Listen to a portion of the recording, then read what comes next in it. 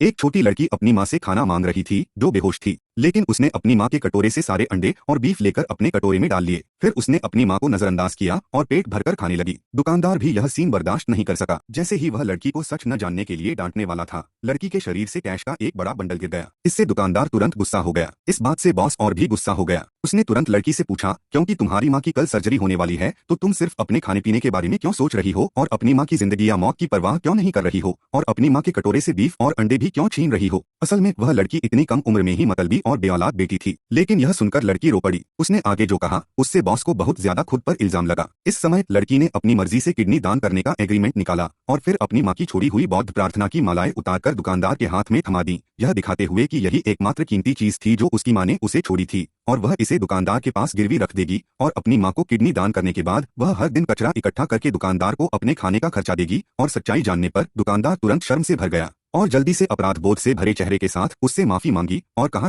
कि अब से हर दिन आकर मुफ्त में खा सकती है। दूसरे खाने वाले भी यह देखकर भावुक हो गए और उन्होंने लड़की को देने के लिए अपना खाना निकाला। इतने सारे अच्छे लोगों को मदद करते देखकर लड़की इतनी इमोशन हो गई कि वह तुरंत घुटनों के बल झुक गई और शुक्रिया अदा करने के लिए झुक गई। लेकिन जैसे ही उसने अपना सिर नीचे किया और घुटनों के बल बैठी, उसके बगल में खाना खा रहा अमीर दूसरी पीढ़ी का वारिस अचानक चौंक गया। उसे तुरंत एहसास हुआ कि यह लड़की शायद उसके भाई की बायोलॉजिकल बेटी है। उसके भाई ने परिवार का वारिस होने के नाते कभी शादी नहीं की थी और उसके कोई बच्चे नहीं थे। वह सबसे उसके सिर में दर्द हुआ, इसलिए उसने तुरंत अपने परिवार को बुलाया और उसे पहचानने के लिए कहा और जल्द ही उसके पिता